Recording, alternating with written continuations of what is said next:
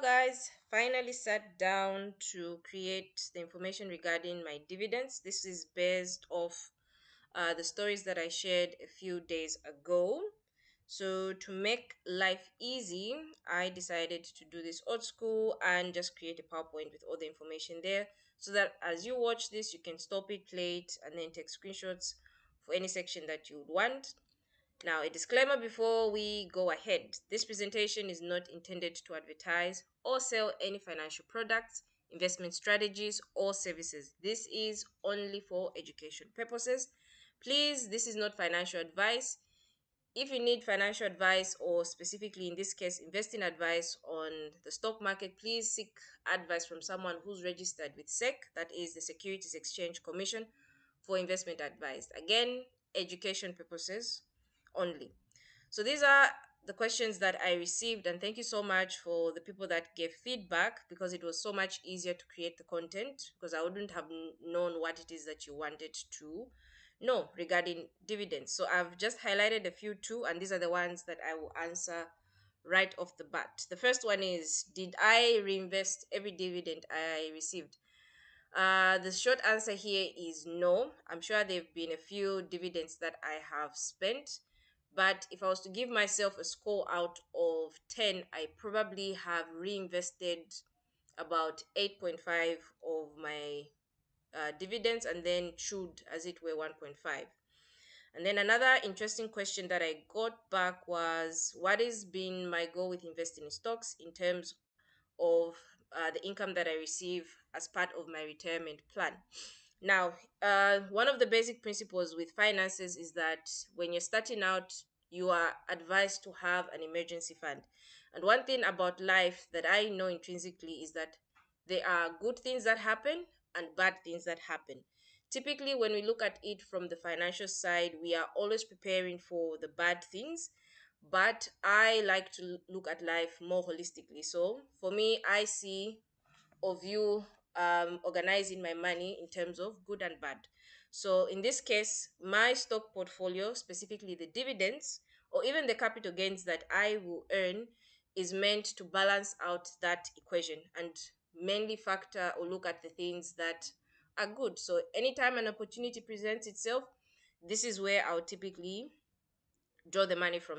But all that to say, the short answer is vibes. That's usually what I tell people. My dividend income is mainly meant for vibes, and in this case, vibes just simply means opportunities or good things that happen. You do not want to find yourself in a position where something has come up and you probably need to pump in a little bit of money and you do not have the money. The emergency fund has its place, and I do have that separately in a savings account. But when it comes to opportunities, it's usually passive income that I use for that. Then the other questions are answered throughout the slides.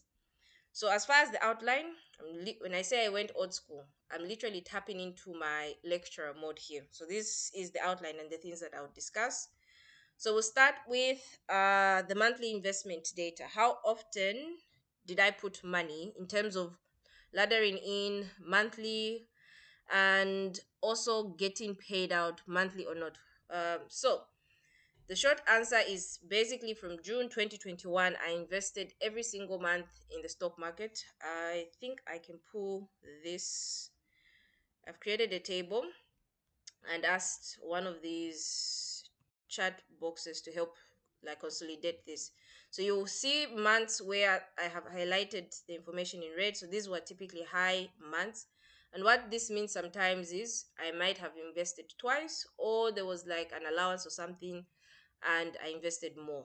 There might have been months that have been skipped, and usually that depended or depends on when I was getting paid at the time, because I remember I used to get paid like on the 22nd of the month, so sometimes I would pay immediately or wait until the first of the following month. But for the most part, I invested monthly. That's as much as I did. And again, back to the amounts in case you want to see. I'll scroll a little bit slower. So on the high end, what was the highest amount I invested in a month? Actually, I don't even know what this value is. Looking at this, it looks like it's 50,000, and the lowest amount, this is an anomaly, but the lowest probably is in the 2000s, I guess,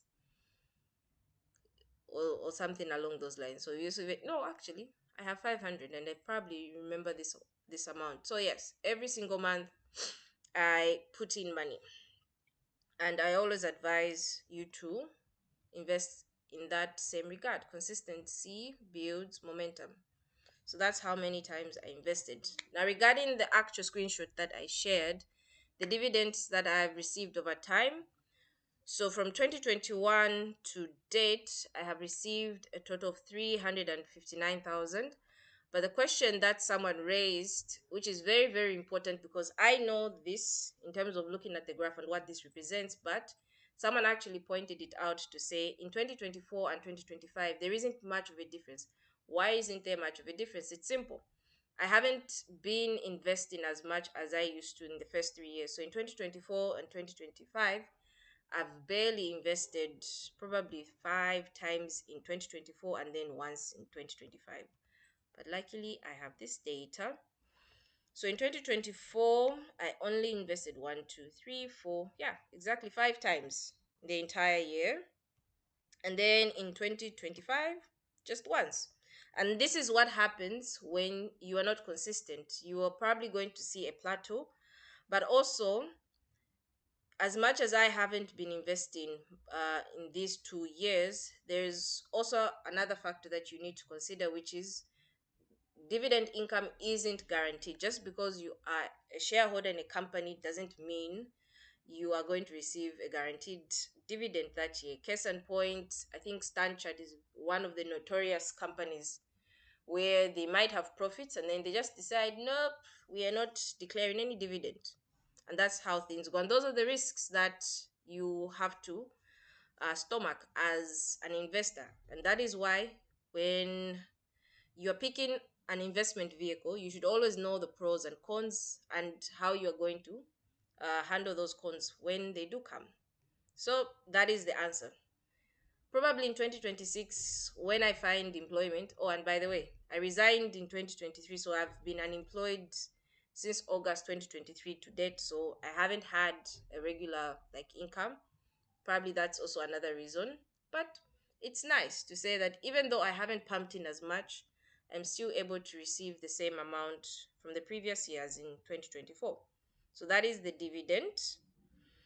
And then as far as this slide goes, we have monthly investment versus fee analysis table. So another thing that I was thinking about as I was creating this content was actually how much money have I spent investing in stocks. So I created a nice chart and table that shows exactly that. So the column here in red basically shows the 1.5 commission fee that is paid to the broker every single time you make a purchase. And then right at the bottom we have our total. So over the past 5 years, from 2021, 2022, all the way up until 2025, I have spent 7,731 kwacha and 8 tungwe to buy my shares. And in total, I have bought 515,000 worth of shares, meaning I think that will be our next slide. Okay, not yet, not quite yet. We'll get there in a minute. Yeah. So 7,700 in fees. So this is the 1.5% that you have to pay to the broker. This is mandatory, and this is the same across all brokers, whether you're using stock brokers, you're using the app, you're using Easy Equity, Pangay, Hobbiton, all of them charge the exact same amount. So if I wasn't using stock brokers and I was using Hobbiton, I would have probably paid, not probably, I would have paid the exact same amount. So here the key is choose your broker and handle the disadvantages and advantages however it fits you. There was another question regarding what is the minimum I invested every month. I think with this question, another complementary one that most people ask or want to know is that, is there a magic number that I should invest every month that will allow me to get X amount of returns, whether it's dividends or capital gains? So looking at that chart that I just showed you in Word, there is no systematic amount there. I don't think any of those amounts even repeat at all. And really, the average that I've counted from that entire period, actually counting it from January, is about 9,900, which translates to about 10,000 per month. So what it is you should just figure out what your financial goal is as far as what you want stocks to do, create a budget, and then stick to it. I said by the time that I was doing this, my minimum should be 7,500, and how it equalized over the year was up to me. But that was what I set for myself based on my income, my spending habits, the responsibilities I had, and all those things factored in. I decided 7,700 was fine, but on average, it turned out to be 9,900 over that period, which is great. All right, moving on to our next slide. The investment frequency analysis. How frequent did I invest? I want to say I invested every single month. I looked at the email trail because I have one email trail between me and my broker, and I sent about 56 emails. And then that will also reflect in months where I sent two orders or two bids in the same month. So about 24 months, I had multiple transactions, so that meant two or three. And then every other month, it was just one bid. And then another interesting question was how to calculate or know how much you get with what you invest. So the short answer is you kind of don't know when it comes to dividends because every portfolio is different, and also whether or not that company is going to declare dividends is not certain. And again, risks that come with being a shareholder. But now that I look back, I can do analysis after the fact and then come up with this table to say in 2021, my rate of return in terms of dividends was 10%. In 2022, it was 12. And this kept on going based on how much I had accumulated at that point. So this is what is being used to calculate this value. How much I have at the time versus how much I added. So 2023, it was 16, 2024, 22, and 2025, it's 21. And that makes sense. So you can't kind of know, but there's a general number. And because I'm not a financial advisor, I can't tell you what your rate of return is for dividends. Will be based because I'm just not a financial advisor. Let me just end there. So that's why you need to speak to someone who's actually licensed. And then finally, the last thing that I thought would be interesting to see would be the transaction fees and the cost associated with investing. And looking at my total for the past 5 years, it's been a total cost of 8,292 kwacha. I've just rounded this number off, and I've also separated the fees and the costs into two sections because there's the broker fee that you pay, and then I've also included the transaction costs that it took to send the money from my bank account to the broker. So for those that use Airtel Money, you are also going to factor in that transaction cost. So because I only ever use deducts and I simply counted the number of emails, which is 56, this number was very easy to come up with. I just did times 10 because each deduct is 10 kwacha to do, regardless of amount. I think up to 100,000.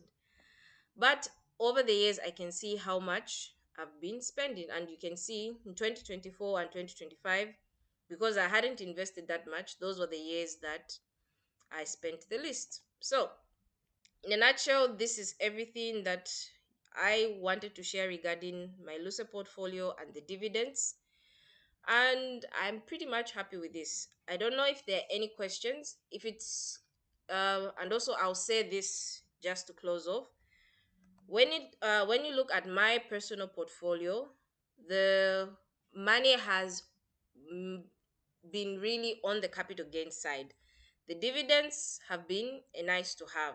The money has been on the capital gains, and this fluctuates from month to month. Right now, I am down 200,000 from last month, and it will keep going up and down however the market goes.